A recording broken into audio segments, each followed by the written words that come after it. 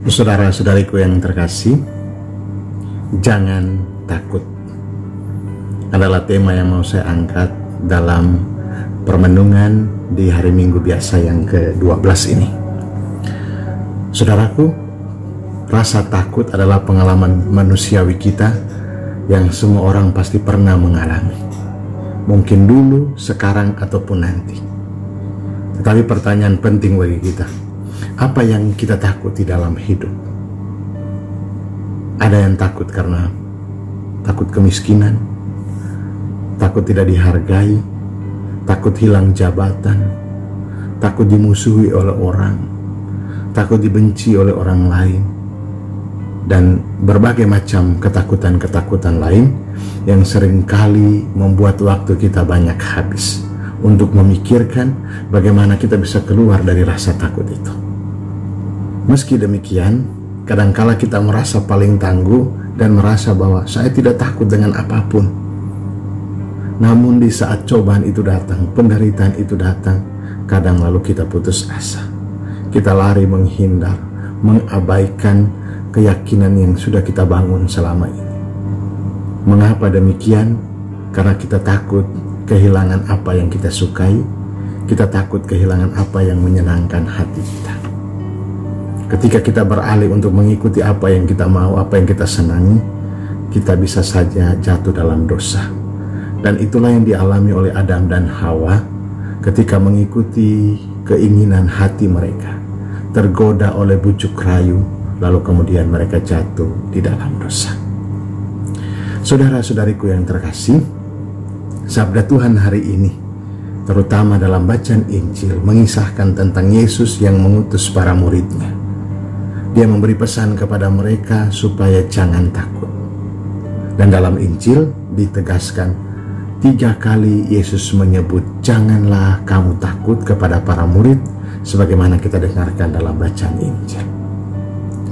Ada 3 bagian besar yang mau saya sampaikan, terutama dengan pesan Tuhan, janganlah kamu takut. Yang pertama adalah janganlah takut kepada mereka yang memusuhimu. Siapa yang tidak punya musuh? Apakah kita takut? Risiko orang memusuhi atau membenci kita akan senantiasa ada di dalam kehidupan kita. Yesus mengingatkan para murid bahwa kamu mengajar tentang kebenaran, dan di saat seperti itu banyak orang akan memusuhimu, menolak dan bahkan membunuh kamu. Para martir dan orang kudus telah memberi fakta atau tanda nyata bahwa mereka menjadi korban ketidaksukaan orang-orang yang hidup dalam dosa dan orang-orang yang membenci kebenaran. Sehingga setiap orang yang berbicara tentang kebenaran dibungkam, bahkan dibunuh. Pesan Yesus yang kedua, janganlah kamu takut kepada mereka yang hanya membunuh tubuh. Yesus menguatkan para murid untuk tidak takut akan segala sesuatu yang dapat membunuh tubuh. Segala siksa, penderitaan, bahkan resiko dibunuh akan selalu ada. Penderitaan karena pemberitaan Injil adalah suatu rahmat, dan kematian tubuh adalah pintu menuju kebangkitan bersama Kristus. Maka salah satu ketakutan manusiawi kita adalah takut akan maut. Orang takut untuk meninggal dunia karena masih ada kekhawatiran, apakah saya masuk surga atau tidak. Sabda Tuhan mengajarkan bahwa mereka yang setia dalam pewartaan akan senantiasa dilindungi dan tidak takut akan resiko itu. Yang ketiga, pesan Yesus bagi para murid, janganlah kamu takut, karena kamu lebih berharga dari burung pipit. Pesan Tuhan kepada para murid ini mengingatkan betapa berartinya hidup mereka di hadapan Allah. Ia telah memberikan segala karunia kepada mereka untuk menjadi pewarta, dan diberi kuasa untuk menghantar semakin banyak orang mengenal dan mengakui Tuhan.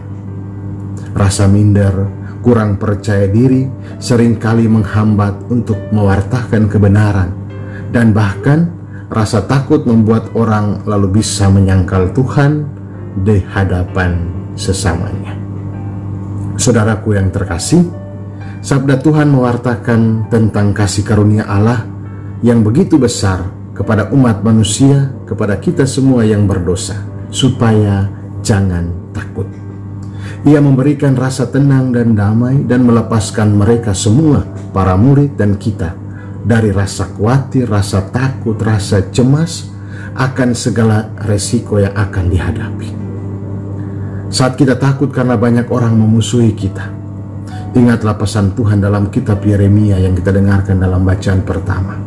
Tuhan melepaskan nyawa orang miskin, nyawa Yeremia, dari tangan orang-orang yang berbuat jahat.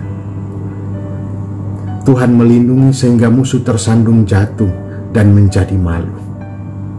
Saat kita takut akan maut, ingatlah bahwa Ia mengutus putranya yang wafat di kayu salib untuk menghapus dosa dan memberikan kehidupan kekal. Karena dosa, manusia tidak layak untuk hidup di dalam kemuliaan Allah. Sehingga penghapusan dosa adalah kasih karunia Allah yang cuma-cuma diberikan kepada umat manusia, bukan sebagai upah atas jasa-jasa yang telah kita lakukan. Ia mengasihi dan menganugerahkan kasih karunia-Nya yang berlimpah, namun tidak berarti kita bebas untuk berbuat dosa. Dosa tetap bahaya yang membuat surga semakin jauh dari hidup kita. Dan jika dosa bukan bahaya, maka Tuhan tidak perlu menjadi manusia untuk menyelamatkan kita. Saudara-saudariku yang terkasih, di saat kita takut kehilangan harga diri karena berbuat benar, ingatlah pengalaman hidup para murid, para rasul, orang kudus di dalam gereja. Mereka rela meninggalkan segala-galanya, harta, kekayaan, status, kedudukan, dan lain sebagainya, untuk mewartakan kebenaran dan melayani orang-orang yang sederhana. Sabda Tuhan juga mengingatkan kita betapa berharganya diri kita, sehingga harga diri kita bukan terletak pada status, gelar, kedudukan, harta, dan lain sebagainya, tetapi berharganya diri kita karena hidup di dalam kasih dan kebenaran. Untuk itu, saudara-saudariku yang terkasih, janganlah takut. Percayalah pada kasih karunia Tuhan. Kita manusia pendosa telah diselamatkannya di kayu salib. Ia membawa kita keluar dari lumpur dosa dan membersihkan kita dengan darah dan air yang keluar dari lambungnya, dari luka-lukanya. Ia membebaskan kita dari dosa, juga turut menaikkan harga diri kita sebagai anak-anak yang berharga dan mulia. Untuk itu, percayalah, hidup kita akan senantiasa dilimpahkan dengan kasih karunia. Lepaskanlah segala ketakutanmu akan segala hal duniawi, karena Ia menjaga dan membentengimu dengan kasih-Nya. Teruslah melawan dosa dan kesalahan-kesalahan dengan setia melakukan kehendak-Nya. Takut boleh, khawatir boleh, tetapi ingat, Tuhan adalah benteng dan pelindung kita. Dalam Dia kita tidak akan kekurangan. Selamat hari Minggu, Tuhan memberkati. Bapa dan Putra dan Roh Kudus. Amin.